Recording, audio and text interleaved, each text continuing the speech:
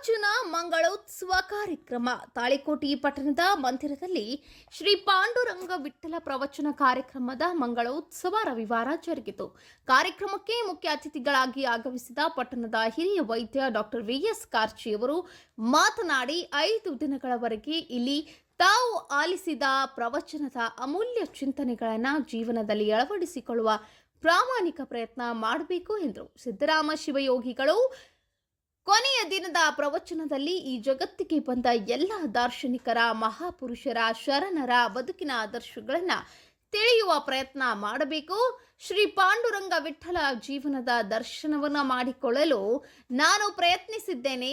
ಇದು ಕೇವಲ ತಿಳಿಸಿ ಆಲಿಸುವುದಕ್ಕೆ ಸೀಮಿತವಾಗಬಾರದು. ಆಧ್ಯಾತ್ಮಿಕ ಚಿಂತನೆಗಳನ್ನು ಬದುಕಿಗೆ ಅಳವಡಿಸಿಕೊಳ್ಳುವ ಅಗತ್ಯ ಇದೆ ಎಂದರು.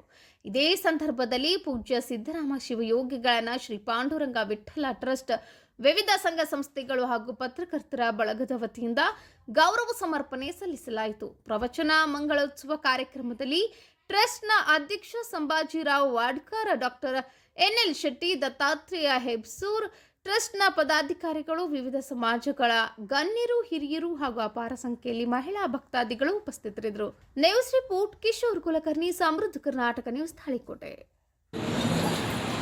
ಹಾಗೆ ಇನ್ನುಳಿದ ಎಲ್ಲ ಸಂಘ ಸಂಸ್ಥೆಯವರು ಅವರಿಗೂ ಅನಂತ ಧನ್ಯವಾದಗಳನ್ನು ಹೇಳಿ ಈ ಸಮಾರಂಭದಲ್ಲಿ ಪಾಲ್ಗೊಂಡು ತಮ್ಮೆಲ್ಲರ ಜೀವನವನ್ನು ಪಾವನ ಮಾಡಿಕೊಳ್ಳಬೇಕೆಂಬ ಸದುದ್ದೇಶದಿಂದ ಆಗಮಿಸಿರುವ ತಮ್ಮೆಲ್ಲ ಶರಣ ತಂದೆ ತಾಯಿಗಳಿಗೆ ಶರಣಾರ್ಥಿಗಳನ್ನ ಹೇಳಿ ಆತ್ಮೀಯರೇ,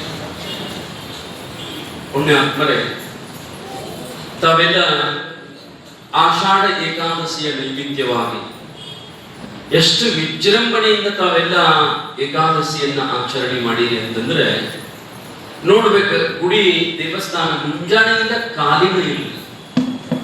ಇಷ್ಟು ಮಂದಿ ತಾಯಂದಿರು ಬಂದರು.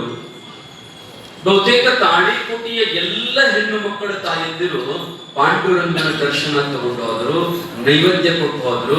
ಹಂಗೆ ಇಲ್ಲಿ ಬಂದ ಹಾಡೋರೇ ಎಷ್ಟು ಮಂದಿ ಹಾಡಿದ್ರು ಅಂತಂದ್ರೆ ನಮ್ಮ ಸಾಯಿ ಸಮಿತಿಯವರೆಲ್ಲರೂ ಬಂದ 2-3 ತಾಸು ಹಾಡಿದರು.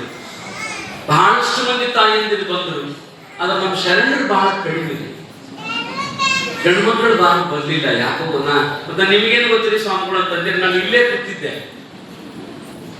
ನಾನು ಮುಂಜಾನೆಯಿಂದ ಮಧ್ಯಾಹ್ನ ತನಕ ಬಹುತೇಕ ಎಲ್ಲ ತಾಯಿಯಂದಿರು ಬರೋದನ್ನ ಹಾಡಕ್ ಕೇಳ್ಕೊಂತ ನಾನು ಇಲ್ಲೇ ಕೂತಿದ್ದೆ ಮಧ್ಯಾಹ್ನದವರೆಗೂ.